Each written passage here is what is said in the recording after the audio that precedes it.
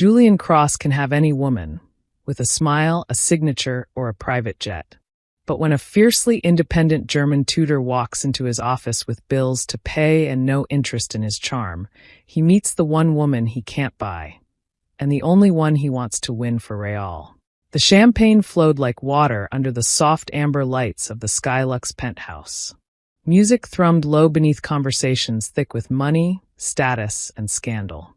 Designer dresses shimmered, cufflinks sparkled, and laughter echoed over the sound of clinking glasses. This wasn't a party, it was a display of power. And at the center of it all stood Julian Cross, perfectly tailored in a charcoal Tom Ford suit, his signature smirk carved across his face like it was sculpted there. He didn't walk into a room, he took it. Women turned. Men nodded with thinly veiled envy. A quick flick of his hand summoned a waiter, who appeared with a fresh glass of Macallan. Julian barely acknowledged him. He was already scanning the crowd, not for business, not for threats, just for beauty. For newness. For novelty. His current date, Chloe Hartford, a model-turned-entrepreneur, though no one could name a single product she sold, stood beside him in a glittering emerald dress. She hung on his arm, flashing practice smiles for every camera that dared get close. Their photos would be all over page 6 by morning. That was part of the appeal. Julian leaned down, his lips grazing her ear. "Chloe, darling, do me a favor." She beamed, already halfway into a giggle. "Anything, baby. Go home." The smile froze, then cracked. "Excuse me?" He straightened, smooth and cool as glass. "You heard me.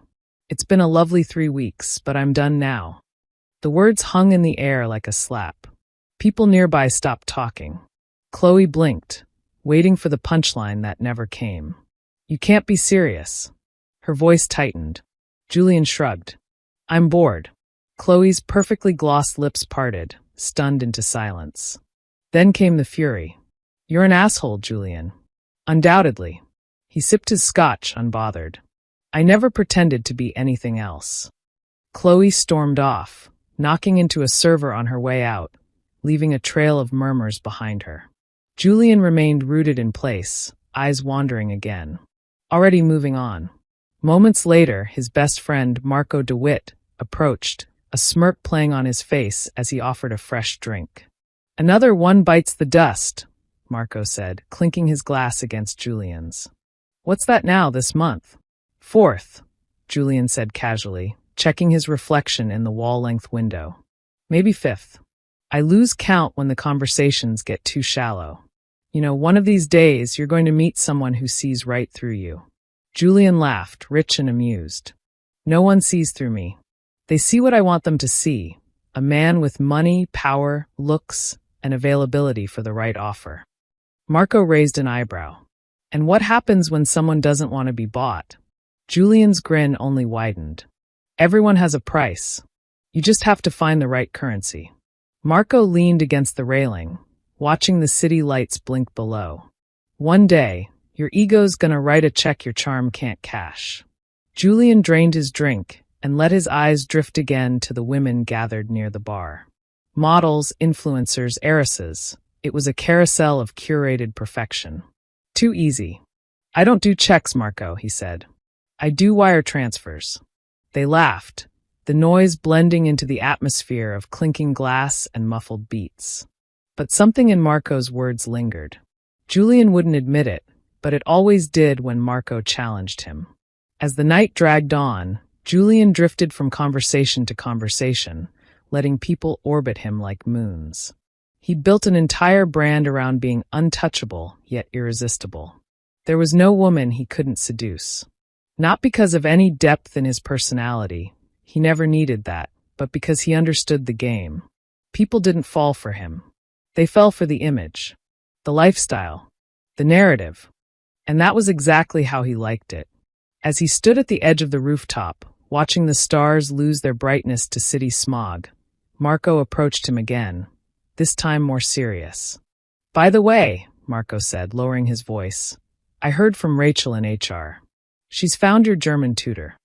Julian blinked, turning his head slowly. "My what?" "Your tutor. You remember? That Berlin project.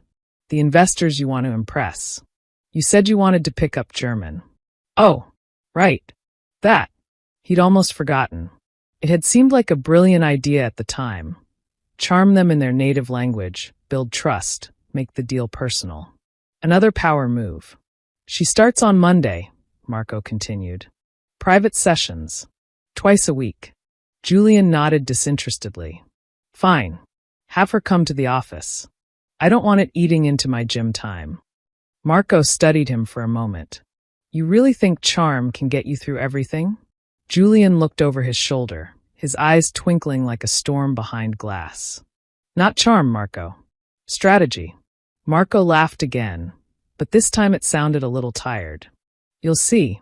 One day, someone's going to come along who doesn't care about your suits, your cars, or your bank account. She'll be the first person to treat you like the rest of us. And you won't know what to do.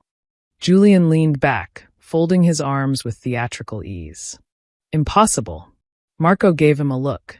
We'll see. Later that night, as Julian climbed into the back of his black Range Rover, he leaned his head against the tinted glass, watching the skyscrapers blur past. His phone buzzed with messages, 3 from Chloe unread.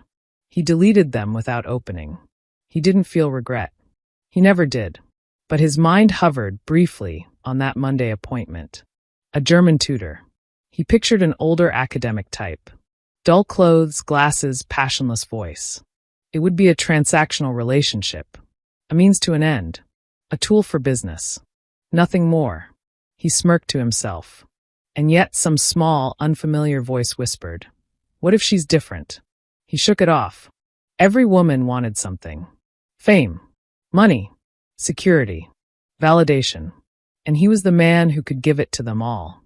At a price. And just like always, he would stay in control.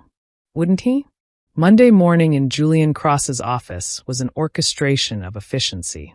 Assistants moved like chess pieces across a glass-floored executive suite on the 45th floor of the Cross Core construction tower.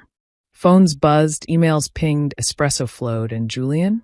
He was doing bicep curls in his private gym, shirtless, overlooking the skyline. His morning calendar was blocked off for private session, language prep. A reminder popped up on his phone at precisely 9:55 a.m., but he didn't glance at it. He was on his third set, watching his reflection in the mirrored wall. "Sir," came a knock on the gym door. It was Miriam, his overqualified assistant. "Your German tutor has arrived." 5 more minutes, Julian said, curling the dumbbell without missing a beat. "Let her wait. Or better, offer her something. Coffee, tea, whatever intellectuals drink." Miriam paused. She declined refreshments. Said she'll start when you're ready. He raised a brow. That was unexpected. "Did she sound irritated?" he asked. "No. Just firm." Julian chuckled. "Great. A dictator in a pencil skirt. Can't wait." He took a long sip from his water bottle, toweled off, and finally pulled on a crisp black shirt, half-buttoned just enough to tease. A little charm could smooth over the awkwardness of making her wait. When he entered his private conference room, he found her already standing near the head of the long table, arms crossed, tablet in hand. She didn't smile, didn't blink, didn't rise to greet him. Natasha Fields. Not what he'd expected. She wasn't frumpy. She wasn't dull. She also wasn't dressed to impress. No heavy makeup. No cleavage. Just slim black pants, a tucked-in blouse, and an air of precise control. She looked like someone who meant business, not someone who cared who he was. Julian offered his signature grin, the one that disarmed lawyers and melted models. "You must be Miss Fields." "I am," she said coolly. "And you're 31 minutes late." He blinked, amused. "You counted. I invoice by the hour. Time is money." He gave a short laugh and moved to sit. "I like you already." Natasha didn't respond. She tapped her tablet. "Before we begin, I'd like to set expectations. My teaching style is structured, intensive, and outcome-driven. This won't be conversational coffee shop German." "Sounds kinky," Julian teased, leaning back in his chair. "Do I need a safe word?" She stared at him. Only if you panic during verb conjugation. That caught him off guard. Dry humor. Sharp wit. He couldn't tell if she was serious. All right then, he said, smirking. Lead the way, Fräulein. Natasha ignored the flirtation completely. We'll begin with formal greetings and pronouns. You'll need them in meetings. Do you have prior experience? Julian shook his head. Nada. That's Spanish, she replied, tapping her screen. Right. See. I need help. Natasha placed a printed worksheet in front of him. He noticed her fingers, no rings, clean nails, no polish. Practical. He watched her eyes move, calm and unreadable, unlike the eager expressions he was used to. Repeat after me, she said. Guten Morgen. He did, with a mocking accent. She corrected him once. Then again. By the third try, she looked at him. Are you mocking the pronunciation, or do you really sound like that? Julian burst out laughing. You're harsh. I'm honest, she replied. You know, he said, reclining a little, most women I talk to try a lot harder to be charming. That's not in my job description. You don't like charming men? I don't like men who expect charm as payment for their presence. He blinked, her words landing harder than expected. This wasn't going how he thought it would. Most people, especially women, came into his orbit already half enchanted, awed by his office, his name, his face. Natasha Fields seemed immune. Good. Now he was interested. All right, he said, leaning forward. I'll behave. Let's get back to guten whatever. She corrected him again, this time less harshly. As the lesson moved forward, Julian began to realize she was actually good at this. Her explanations were clear, her structure sharp, and her pacing adapted quickly to his style. Part impatient, part distracted. Half an hour in, he was stumbling through a basic dialogue while she noted his errors. Her expression didn't change. Not even when he butchered a word so badly he started laughing halfway through. You don't even crack a smile, he asked between chuckles. That was horrendous. Admit it. It was, she said dryly. But I've heard worse. I taught a banker once who pronounced Wirtschaft like worship. It was tragic. He watched her closely. There it was, a flicker of amusement in her eyes. Tragic, he repeated. Is that your version of a compliment? Only when deserved. He grinned again. This was fun. So, he asked during a water break, why German? Natasha paused, then sat on the edge of the table, arms folded. I studied in Munich. Spent 5 years there after college. Got fluent, stayed a while, then came home. Teaching was the easiest way to monetize the skill. Why not stay in Germany? My life's here, she said simply. Family. Obligations. That last word made him curious. Obligations? Kids, he asked. She gave him a hard look. No. Boyfriend. Husband. No. It wasn't flirty or defensive. Just matter of fact. Julian leaned back again. You're hard to read. That's intentional. He chuckled. You know, you could smile once in a while. Might make the language easier to suffer through. Natasha stood. If you're here to be entertained, I can recommend a few YouTube comedians. He raised both hands. Okay, you win. Let's get back to business. They finished the session with vocabulary drills. She gave him homework. Yes, actual homework, and an audio file to practice pronunciation. As she packed up her tablet, Julian stood. Same time Thursday? Yes, she said. And please be on time. You've got a long way to go. She left the room without waiting for him to walk her out. Julian stared at the door long after it closed. Something about her. He couldn't place it. She didn't just resist his charm. She rejected it outright.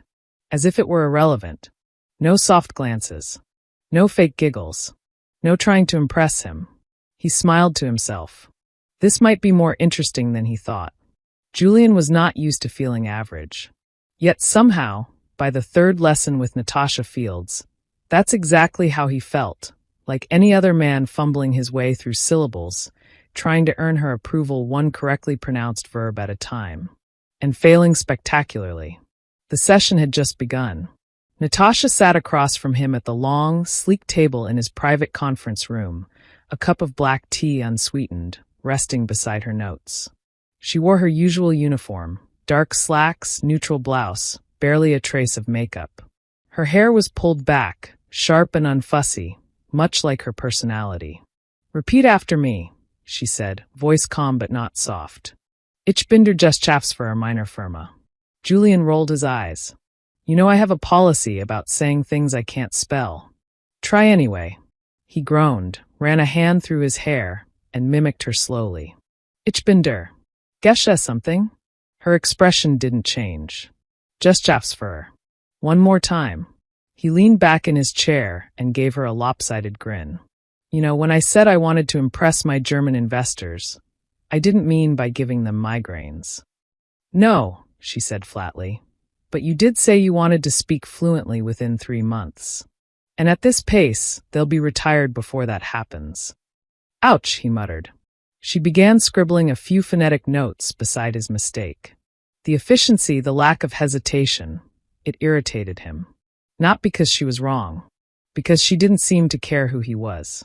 "You're unusually strict for a language teacher," Julian said, watching her pen move. "What happened to the fun stuff?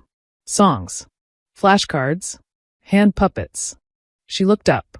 "You're not 5. Emotionally, some might argue otherwise. Then emotionally, you might need a therapist. Not a German tutor." He burst out laughing. Not a polite chuckle, but a full-bodied laugh that made his assistant peek into the room before disappearing just as quickly. Natasha just waited, expression flat, until he was done. "You always this charming?" he asked, wiping his eyes. "I charge by the hour," she replied. "Charm is free. I don't offer it." He leaned forward, elbows on the table, eyes sharp with interest. "And why's that?" She didn't blink. "Because charm is what men use when they're too lazy to be decent." That hit him harder than he expected. "Interesting theory," he said after a beat. "Do you have personal experience, or are you just naturally cynical?" Natasha didn't answer right away. She closed her folder and began setting out a list of vocabulary words. "I'm not cynical. I'm practical. There's a difference." He studied her for a moment. The precision in how she arranged her materials. The guarded calm in her voice. The way she'd never once complimented him. His looks, his wealth, his success. "You ever smile?" he asked suddenly. "I smiled once. In 2017. It was an accident." He snorted. "God, I wish I could figure you out." She tilted her head slightly. "Why?" "I don't like puzzles I can't solve." "Then maybe stop treating people like puzzles." Another hit. Julian leaned back again, folding his arms. This time, he didn't have a comeback. Instead, he asked, "Do you treat all your clients this way, or am I just special?" "You're not special," she said without blinking. "You're just loud." He should have been annoyed. Most people who spoke to him like that ended up getting blacklisted from his orbit, quickly and permanently. But with her, it only made him more curious. A knock came on the glass door. Miriam stepped in quietly. "Mr. Cross, your 2 o'clock is ready. Should I move it?" "No," Natasha answered before Julian could speak. "We're finishing up now." Julian raised a brow. "I don't remember giving you authority over my schedule." "I'm not changing my rate because you can't manage your calendar," she replied coolly, packing her materials. He grinned. "I should be offended. But you're not." "No," he said. "I think I'm impressed." She didn't respond. He stood, walking with her toward the private elevator. "You know," he said, pressing the button, "if you ever decide teaching's too boring, I could find a spot for you in strategy. Or HR. Maybe public relations. You're good at calling people out." She faced him, calm as ever. "I'm not looking for a promotion, Mr. Cross. I'm looking to get paid. And leave." The elevator dinged. She stepped inside, turned to face him, and said, "Thursday. 11 a.m. Be on time." The doors closed. Julian stood alone in front of the elevator for a few seconds, processing the conversation. Then he turned to Miriam, who had witnessed the whole thing in silence. "She hates me," he said.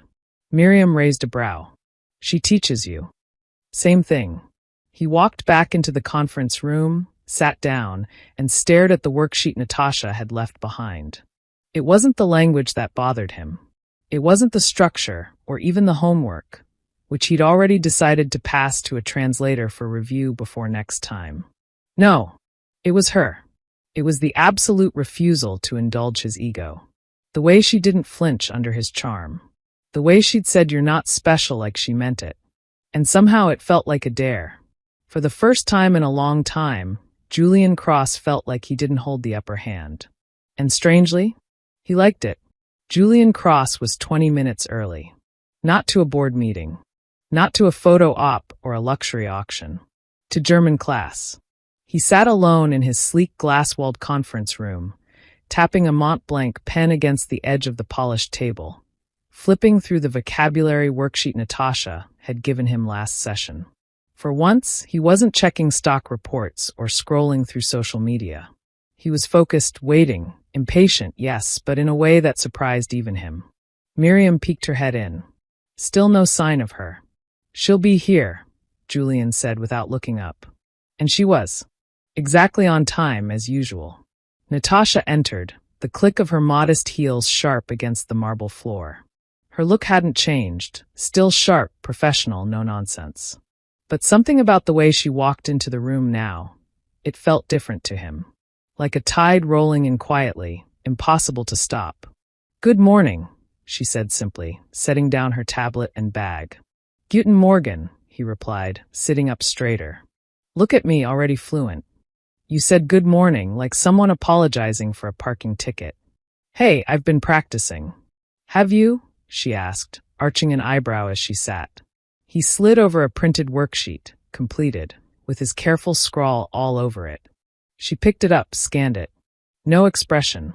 He waited. Well, he asked, watching her read. Am I a genius or what? You conjugated saying correctly. Congratulations. You're now at the level of a German-speaking toddler. Julian grinned. Progress. The lesson began. It was smoother this time. Julian stumbled less, listened more. Natasha was still blunt, still firm, but occasionally her tone softened.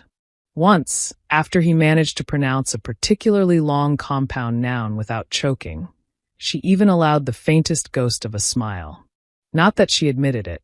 Midway through the session, as she explained business-related phrases, she paused. Vertrauensaufbau, she said slowly. Vertrau what? Vertrauensaufbau. It means building trust. Julian leaned forward. Useful for meetings? Essential, she replied. It's not just about grammar.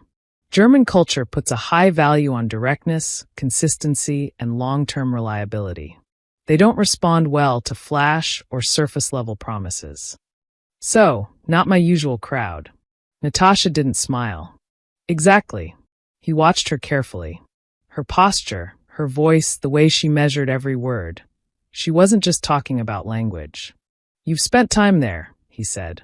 You talk like someone who knows more than a textbook. I lived there, she said simply. 5 years. Studied, worked, paid rent. All of it.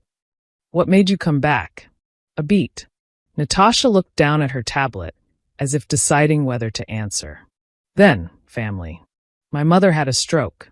My little brother was 12. He needed someone around who could cook more than ramen and tell him to do homework. Julian blinked. He hadn't expected an honest answer. You took care of him? I take care of him, she corrected gently. Present tense.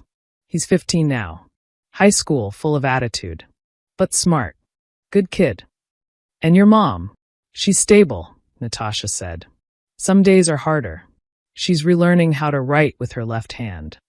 That's intense, Julian said, quieter now. Natasha shrugged, but there was weight in the gesture. It's life. He sat back in his chair, suddenly unsure of himself. The room felt different now. Not like a classroom. Not like his domain. Just quiet. You don't talk about yourself much, he said. I wasn't hired to. Julian frowned. Why not? Because the moment I do, this stops being about the language and starts being about you trying to turn it into something else. Something else like what? Natasha gave him a look. You know exactly what. He smirked. You think I'm hitting on you? I know you are. Or trying to. And if I am, then you're wasting both our time. That silenced him. Natasha didn't say it with flirtation or arrogance. Just clarity. She wasn't playing a game. She wasn't amused or threatened. She simply wasn't interested. At least, not in the version of him that tried to coast by on charm. Julian exhaled slowly. You ever get tired of being so guarded? Her eyes narrowed slightly. You think I'm guarded? I think you've got walls so high I need a passport just to talk to you. Natasha's expression flickered. And you think that's a bad thing? No, Julian said after a pause. I think it means someone hurt you. A flash of something crossed her face. Not anger. Not softness. Just a flicker of vulnerability, quick, involuntary. She stood abruptly, closing her tablet. That's enough for today. Julian stood too, surprised. Wait, did I say something wrong? No, she said calmly. You're just starting to forget the purpose of these sessions. And I'm not interested in watching that happen. He took a step toward her. Hey, wait, Natasha. She stopped at the door but didn't turn around. I wasn't trying to, he hesitated. I just want to understand you. That's not what you're used to, is it? She said without facing him. Usually it's the other way around. People bending to understand you. Julian had no answer. I'm here to teach you German, she said. Not to fix your curiosity. Not to be your mystery woman. I have a life, Julian. One that doesn't orbit around your attention span. And with that, she walked out. Julian remained still, the air thick around him. For the first time in years, he'd tried, not as the billionaire, not as the heartthrob, but as a person. And she still shut him out. Or maybe she had let him see a piece of her. And that was the problem. He sat back down, staring at the worksheet still in front of him. Vertrauensaufbau. Building trust. Maybe it wasn't just a vocabulary word. Maybe it was the only language that actually mattered with her. Julian didn't sleep much after Natasha walked out of their last session. He lay in bed that night, staring at the black ceiling of his penthouse suite, surrounded by the silence he used to enjoy. The kind of silence that came after a party, after the phone stopped ringing, after he turned away whichever date he'd brought home. It had always felt like power, the solitude of a man who didn't need anyone. Now, it felt like something was missing. He didn't like it. Not that he would admit it to anyone, certainly not to Marco, who would laugh and say, I told you so, or to Miriam, who would silently judge him for catching feelings for a woman who corrected his German with more conviction than his board members corrected their balance sheets. But the truth was irritatingly simple. He missed Natasha, and he had no idea why. Their next scheduled session loomed on the calendar like a countdown to Judgment Day. For the first time, Julian debated canceling. Not because he didn't want to see her, but because he did. Too much. It made no sense.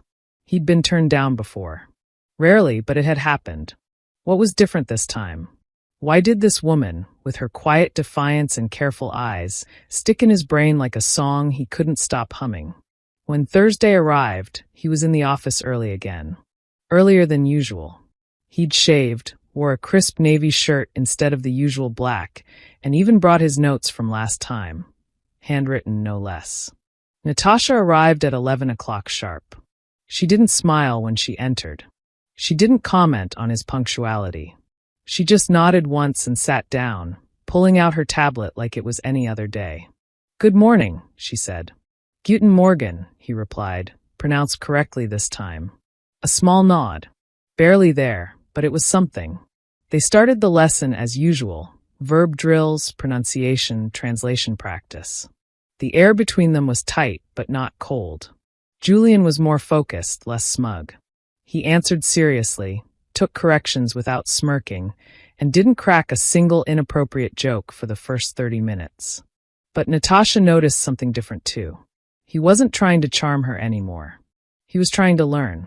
She couldn't decide if that made her more comfortable or more unsettled. Halfway through the session, he stumbled on a particularly clumsy phrase. She corrected him softly, then paused. You're doing better, she said. Julian looked up, startled. Was that a compliment?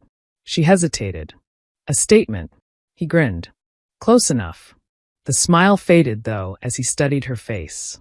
She hadn't changed. Still perfectly professional. Still distant. But behind her eyes, something flickered, fatigue maybe. Or something heavier. You look tired, he said. Natasha glanced up, her features guarded. Don't start. I'm not starting anything, he said, holding up his hands. Just noticing. She sat back, folded her arms. Are you always like this? Like what? This watchful. He shrugged. Maybe. People assume I'm only good at taking, but I listen. I watch. It's how I win. Is that what this is? A game you're trying to win? No, he said honestly.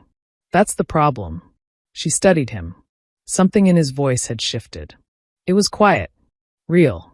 Do you really think you can impress your investors by speaking German? She asked after a pause. Julian leaned back in his chair. Honestly? I don't know. Maybe. It started as a way to flex. You know, show them I care, even if I don't. But now I want to learn. Because you won't let me fake it. She looked down, silent. Why do you hate men like me? He asked suddenly. She looked up. I don't hate you. You don't exactly light up when I enter the room. That's not hate, she said. That's boundaries. He nodded slowly. Did someone teach you that? Or did you learn the hard way? Her jaw tightened. I had someone, she said finally, voice low. A long time ago. Thought I loved him. Thought he loved me back. I put him through school, paid half his rent, helped him build a resume. When he got a job, he left me for someone with money. A partner at the firm. Julian's throat tightened.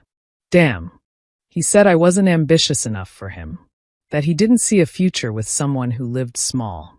That's brutal. Natasha smiled, but it was brittle. No. It was honest.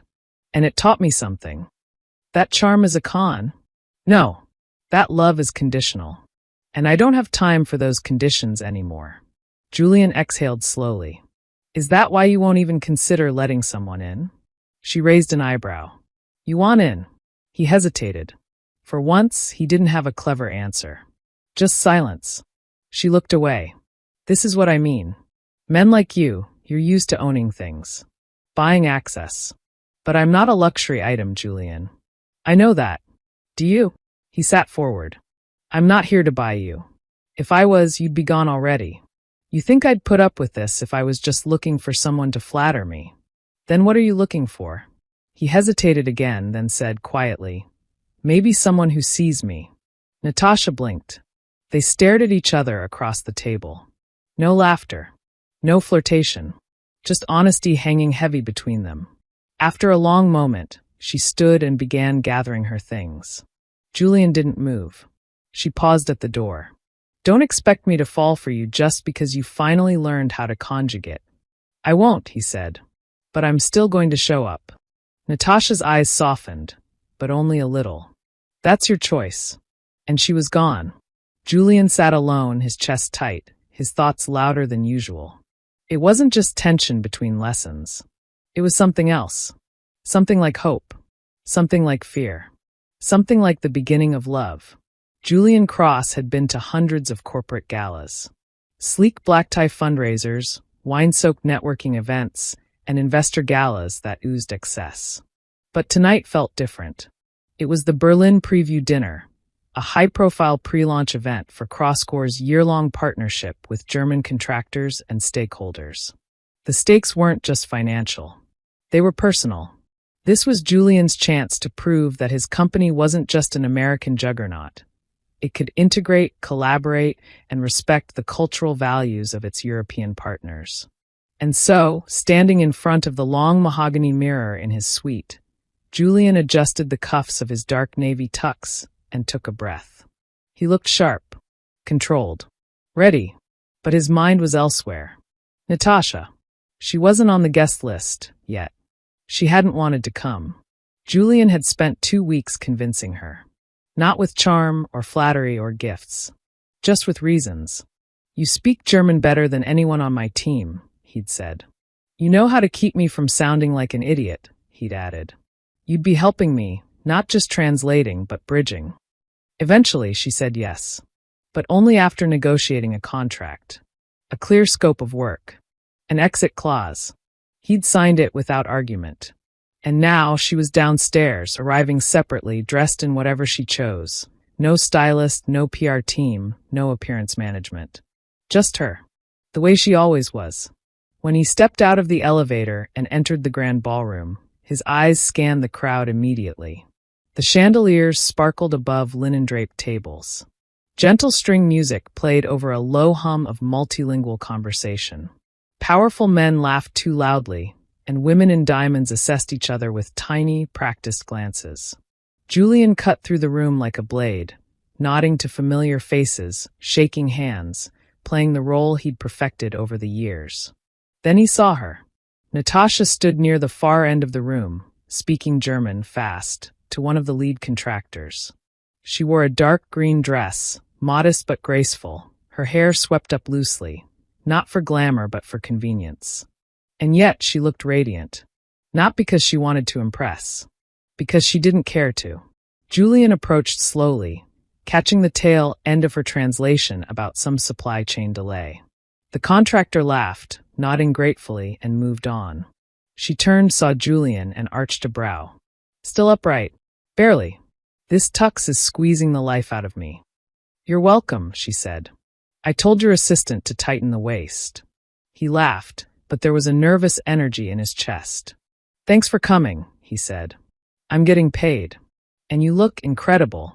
Natasha gave a polite nod, but her eyes flicked away. Don't start. I'm not starting, Julian said softly. Just noticing. Before she could respond, a shrill voice cut through the air. Well, look who finally brought someone normal. Julian turned. Isabel Banks. Tall, blonde hair, airbrushed to hell and back, and smiling like a viper. Julian had dated her 6 months ago. It lasted 12 days. She was an influencer who'd once posted their private jet flight with the caption, "When you match your man's Amex Platinum to your shoes." Natasha stood very still beside him. I didn't know you were still into personal staff, Isabel said with a fake pout. She's a translator, right? Or is she moonlighting as your date? Julian's jaw tightened. Natasha is here professionally. She's an advisor on this project. Isabel laughed. Sure she is. I guess you're always into a charity case. Natasha turned to Julian. Excuse me. I'll wait outside. She didn't wait for permission. She walked, controlled, unflinching, leaving behind a room full of whispers and assumptions. Julian didn't chase her. Not yet. He looked Isabel in the eye. I used to think your worst quality was your narcissism, he said evenly. Turns out it's your mouth. He walked away before she could respond. Outside, on the hotel's private terrace, Natasha stood at the railing, arms folded tight, her breath visible in the cool evening air. You didn't have to defend me, she said when she heard him approach. She was out of line. She wasn't wrong, Natasha said without looking at him. I am staff. You did bring me here for work. Julian sighed. You're not a prop, Natasha. No, she said. I'm a liability. In your world, someone like me doesn't belong at the table. I'm the help. And women like her remind people of that. He moved beside her. That's not how I see you. It doesn't matter how you see me, Julian. It's how they do. And I can't afford to be dragged into some tabloid fantasy again. Not for a paycheck. Not for anything. Julian turned toward her. This isn't about the paycheck, and you know it. Then what is it? She asked sharply. Because I've told you I don't want this. I don't want to be your rebound. Your redemption story. Your big romantic gamble. He opened his mouth, but she wasn't done. I trusted someone before, she said. And it nearly ruined me. I had to scrape myself back together, piece by piece, while paying my mother's bills and raising a boy who still cries in his sleep sometimes. I don't have space in my life for another man with a God complex and a habit of disappearing when things get hard. Julian's voice was quiet. I'm not him. You're worse, she said. Because you don't even know what you are. You're used to admiration, not intimacy. You don't want someone. You want to be wanted. The words hit like a blade. He stood in silence, swallowing hard.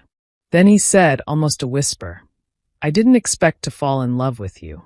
Natasha looked away, visibly shaken. Don't, she said. Don't say that unless you mean it. I do.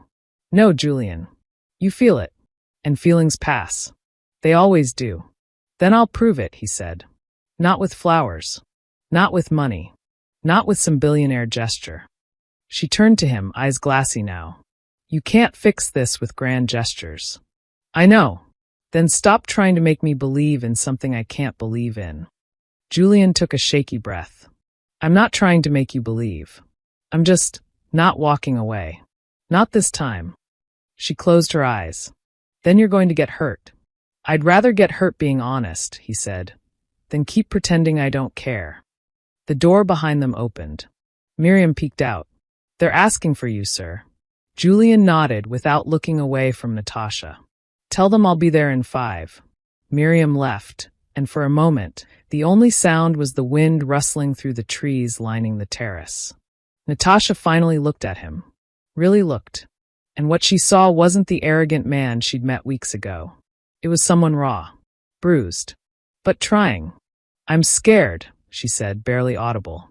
Julian stepped closer, not touching her, just near enough to feel her breath. Me too. The next morning, Natasha didn't answer Julian's call, nor the one after. She didn't reply to his text asking if she got home safely, or the follow-up that simply said, I meant everything I said. It had been 48 hours since the gala. 48 hours since she'd walked away from him under the soft golden terrace lights after whispering, I'm scared. Julian had replayed those words in his head like a confession on loop. He didn't blame her for disappearing. Not really. Not after he saw the look in her eyes when she said she couldn't afford to believe. That wasn't dramatics. That was a woman holding back floodgates she couldn't afford to open. But the silence, it hurt. It gnawed at the part of Julian that had once believed detachment was a strength. For the first time in years, he didn't want the distance. He wanted something close, something real. And she was shutting him out. Again. He canceled all his meetings that afternoon and told Miriam not to let anyone in. Then he did something he hadn't done in years. He drove himself, no driver, no security. Just him. To the south end of the city. To her neighborhood. The GPS led him past blocks of aging brick buildings, corner stores, graffiti-tagged fences, and low-income apartment complexes. Not the kind of place someone like Julian Cross frequented. But he wasn't here as the CEO. He was here as a man trying to understand a woman who'd changed everything. He parked his car on the street, adjusted his jacket, and crossed to the door she had once disappeared behind. The building was worn down but clean. It smelled like takeout and laundry detergent. He knocked. Nothing. A few seconds passed. Then the door cracked open. A teenage boy peeked through, scowling slightly. He had Natasha's eyes. You're Julian, the boy said flatly. The guy. Julian blinked. I guess I am. What do you want? I came to see Natasha. She's not home. Julian hesitated. Will she be back soon? The boy shrugged. No idea. Maybe not at all if she knows you're here. Then, before Julian could speak again, the boy sighed and opened the door wider. You might as well come in. She'd be mad, but it's cold out. Julian stepped in, cautious. The apartment was small, 2 bedrooms at most. Clean but modest. Stack of mail on the side table. A chipped mug on the coffee table. Books everywhere. German novels, language guides, old classics. She told me you're her student, the boy said, sitting back on the couch and picking up a controller. Didn't know that meant you'd fall in love with her. Julian tried not to smile. It surprised me, too. The boy didn't respond. He was focused on the game in front of him. Some kind of post-apocalyptic survival. Fitting. I'm Darren, by the way, he said after a moment. Her brother. She talks about you. Yeah, she does that. Julian looked around again. She lives here with you and your mom? Darren nodded. I help where I can. But it's mostly her. Always has been. She never complains, though. That's the problem. She takes on too much. People think she's fine because she acts fine. Julian sat down on the edge of a chair, absorbing the weight of those words. You know what she said about you? Darren continued, still not looking at him. Julian waited. She said you're the kind of man who makes women forget themselves. Julian blinked. Darren finally paused his game and looked over. Are you? Julian didn't answer right away. No, he said finally. At least not with her. I don't want her to forget herself. I want her to be herself. She's the first person I've met who makes me want to be better, even if I don't know how. Darren studied him for a long second, then gave a single nod. Okay.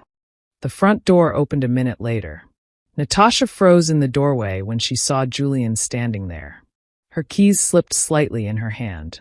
What are you doing here? She asked, her voice clipped. I wanted to see you. You shouldn't be here. I didn't come to force anything, Julian said quietly. I just couldn't pretend like what happened at the gala didn't matter. She glanced at Darren, who lifted his game controller in mock surrender and stood. I'll be in my room, he said, and disappeared without another word. The door clicked shut. Julian stood. I know I crossed a line.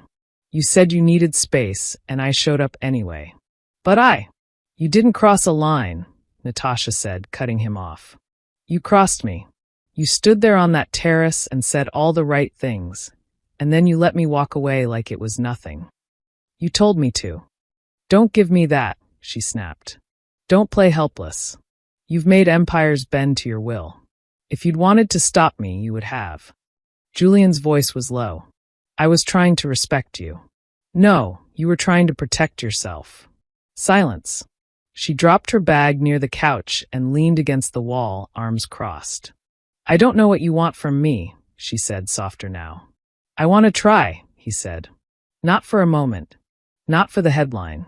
For real. You don't know how. Then teach me. She looked away, blinking hard.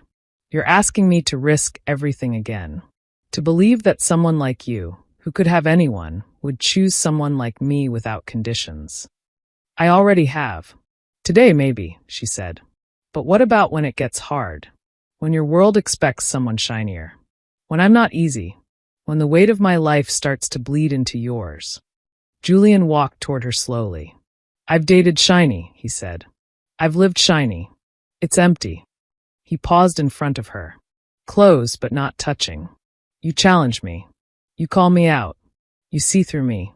And yeah, sometimes it scares the hell out of me. But I'd rather fight for something real than fake forever. Natasha stared at him. He reached into his coat pocket and pulled out a worn piece of paper. It was one of the vocabulary sheets from weeks ago. He'd folded it into a neat square. She opened it. On the back, he had scribbled a single German word, Vertrauen. Trust, she whispered. He nodded. You said I wouldn't understand it unless I earned it. I'm still earning it. But I'm not giving up. Her hands trembled slightly. Then, finally, she let out a shaky breath. You're persistent. I'm patient. That's new. Don't get used to it. A soft laugh. And then silence again. This time it was different. She stepped forward, slowly, deliberately, and rested her forehead against his chest. Just for a moment. Julian didn't move.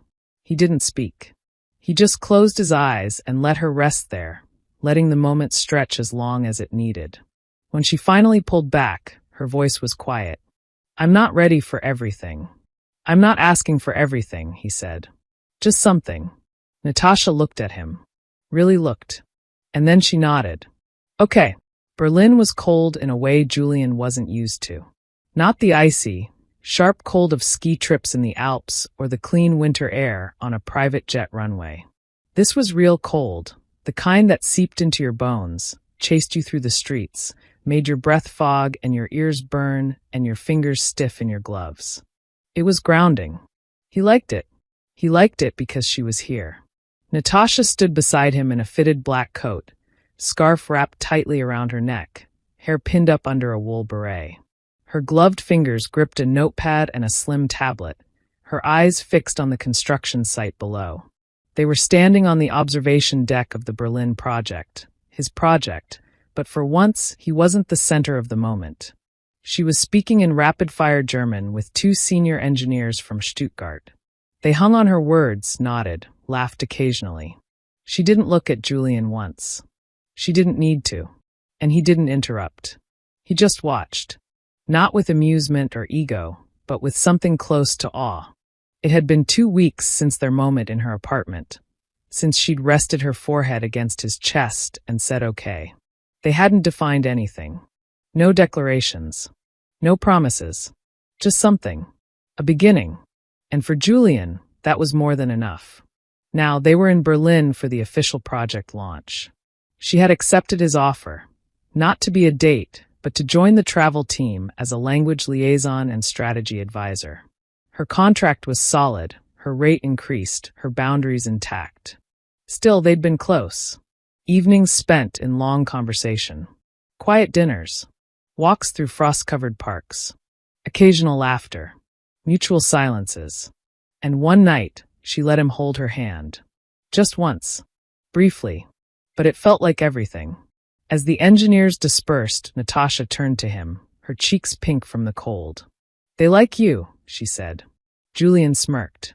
"Because of my stunning pronunciation? They said your grammar is appalling. Charming. But," she added, "they also said you're the only American they've met who asked them questions about their families before talking about money. So that's a win." Julian nodded. "That was your advice. You listened. That's rare." He looked at her. "Not when it's you talking." Natasha's gaze softened, and for a moment, the world around them fell quiet. Then she cleared her throat. "Your speech is tomorrow. Don't forget." He groaned. "Public speaking and in German? I'd rather get audited." "You'll be fine. I'll be humiliated. I'll be standing right next to you. I won't let you crash." Julian grinned. "You say that now. Wait until I confuse Bowen with Browen and accidentally tell them I'm here to brew trust instead of build it." Natasha laughed, really laughed. That light, rare sound that always caught him off guard.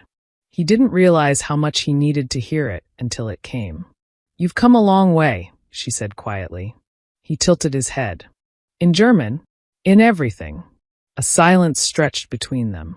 The cold bit at their faces, but neither moved. "I'm still figuring it out," Julian admitted. "Us. Me. What I feel. What I want." Natasha looked at him, eyes clear. "You don't have to figure it all out. Just don't lie to yourself anymore." He nodded slowly. "I'm not." They went to dinner that night. Not to the kind of 5-star rooftop bar Julian was known for, but to a small, candlelit tavern Natasha had found during her student years. The air smelled of wood smoke and currywurst. She ordered for both of them, gently mocking his pronunciation. He didn't mind. The conversation flowed easily. Stories of their pasts, confessions in low voices, shared glances that said more than the words. At one point, Natasha told him about a book she used to read as a kid when she couldn't sleep. "It was this old fairy tale collection," she said, sipping from her mug. "I used to pretend the princesses didn't get rescued. That they rescued themselves." Julian smiled. "And then what?" "Then they told the prince to get therapy and a job." He laughed so hard he nearly spilled his drink. Back at the hotel, in the quiet of the elevator, their shoulders touched. And neither moved away. When they reached her floor, she hesitated. Then she turned. "Come with me," she said. He followed. Her hotel suite was warm, dimly lit. She poured them each a glass of wine. They stood by the window, looking out over the city's blinking lights. "I'm still scared," she said softly. "I know. I don't have it in me to be broken again. I won't break you. You might. Not on purpose. But still." Julian reached for her hand, gently, waiting for her to pull away. She didn't. He brought it to his chest. "Feel that?" She nodded. "That's real. It's messy. But it's real." She leaned into him. "I don't need perfect." "Good. Because I'm nowhere near it." That night, they didn't undress in a rush of passion. They didn't tear each other apart. There was no performance. No fireworks. Just slow, hesitant kisses. Quiet hands. The weight of years of distrust melting under soft sheets and honest touch. Julian held her like she was something precious, not something earned. And Natasha, for the first time in a long time, let herself be held. Not as a shield. Not as an obligation. As a woman who had survived. as someone learning to be loved again. In the silence afterward, her head on his chest, Julian whispered, "Tell me something in German." Natasha smiled sleepily, then whispered, "Ich vertraue dir." He didn't need a dictionary. "I trust you." It was the first time she'd ever said it. The headlines came fast. Julian Cross spotted with unknown woman in Berlin. Romance or PR stunt? Mystery lady accompanies cross-course CEO at launch event. Insider or intruder? Has Julian Cross finally settled down? Natasha read the first article 2 days after the Berlin launch speech. She was sitting alone in the hotel cafe, her coffee going cold, the tablet in her hand open to a popular gossip site. The photo was unmistakable. Julian in his tailored navy suit, smiling politely, and beside him, her. No name. Just unknown woman. The comment section was brutal. She looks like a secretary. Why is he slumming it? She's not even hot. He must be doing some charity thing. He's done better. This won't last a month. Her stomach turned. Not from shame, but from the old familiar ache of being seen through someone else's lens. Stripped down to nothing more than a side character in someone else's fantasy. This was what she feared. Not Julian. Not his feelings. This, the world that came with him. A world that would never believe she belonged. A world that would force her to defend every moment of her existence in his space. She turned off the tablet and stood. She needed air. Space. Distance. Julian was on a call when she returned to the hotel suite. She didn't interrupt. She packed silently, slowly, methodically. Every fold, every zipper was deliberate. By the time he ended the call, she was almost finished. "Going somewhere?" he asked gently. "I booked an earlier flight," she replied without turning. Julian watched her for a moment. "Because of the articles?" "Because of everything," she said, still not facing him. "I knew what this was. I told myself I could handle it. But I can't." He stepped closer. "Talk to me." "There's nothing left to say," she replied. "I should have never crossed the line.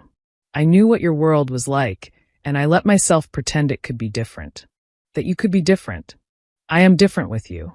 "Maybe," she whispered. "But the world around you isn't. And I'm tired, Julian. I don't want to spend my life explaining myself to people who think I'm beneath you." He was quiet for a long time. Then, finally, he said, "Don't leave yet." She turned to face him. "I'm not going to beg," she said. "I've already done that in another life.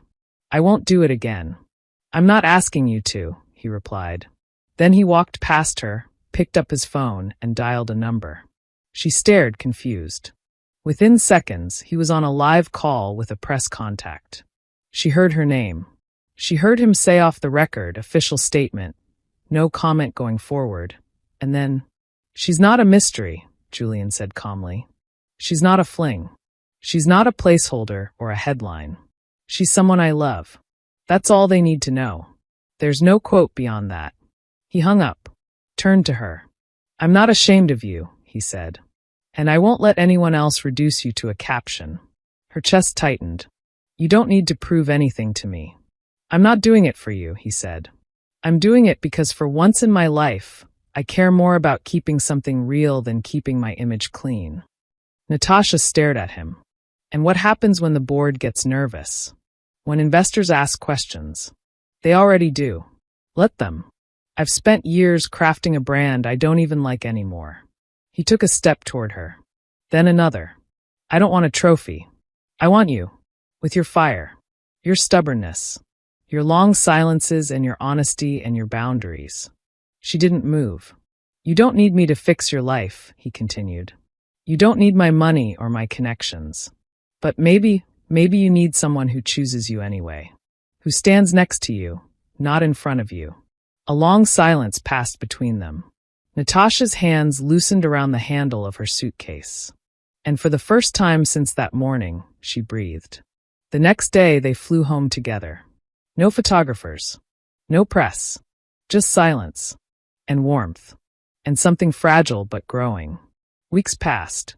The media moved on to new scandals. Julian stayed out of the spotlight. No red carpets. No public appearances. Just work. And quietly, privately, Natasha. He never asked her to move in. He never tried to buy her things.